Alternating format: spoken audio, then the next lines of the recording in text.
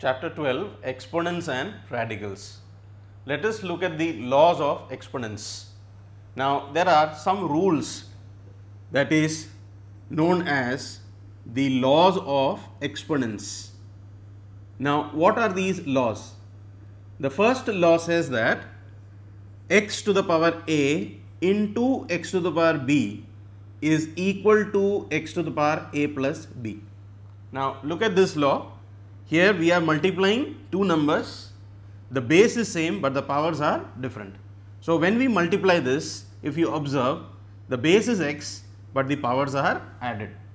So, here let us take an example, let us say 6 to the power 3 multiplied by 6 to the power 2. This is an example or an application of this law.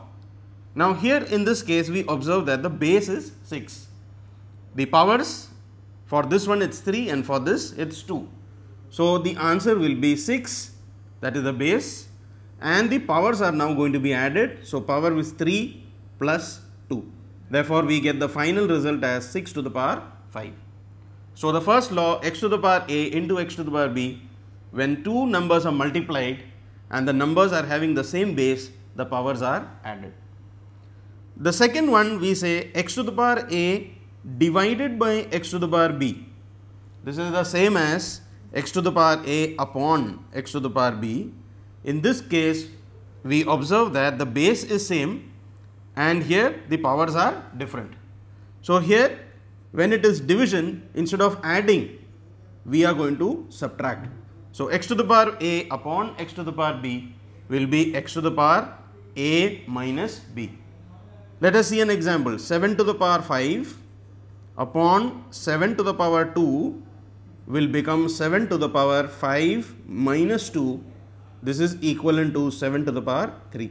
So, in this case we saw the base is 7, the power here was 5 and the power here is 2. So, when it is divided, this 2 is transferred up. So, this is going to become negative. So, 5 minus 2 and that will be 7 to the power 3.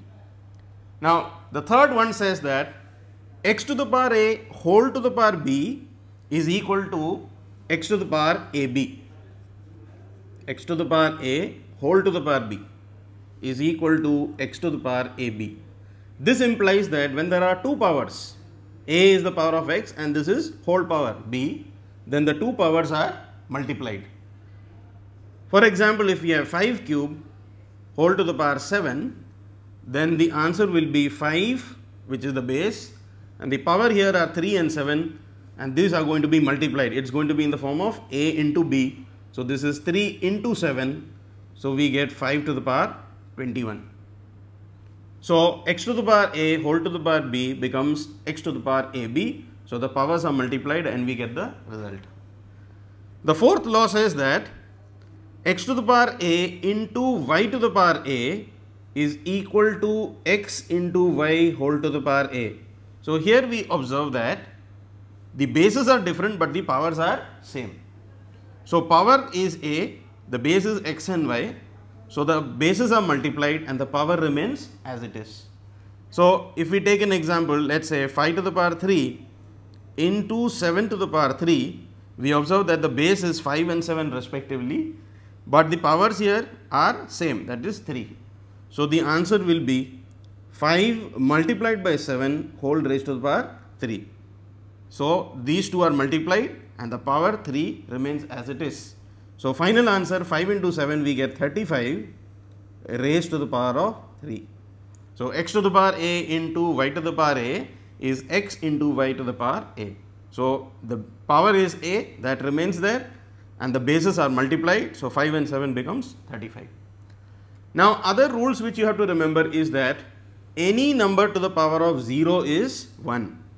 So, if we have x to the power 0, then we can say that result is 1. So, any number 7 to the power 0 will be 1, y to the power 0 will be 1. So, whatever is the term and if the power is 0, then we can say that result will be 1. So, this will be x to the power 0 is equal to 1.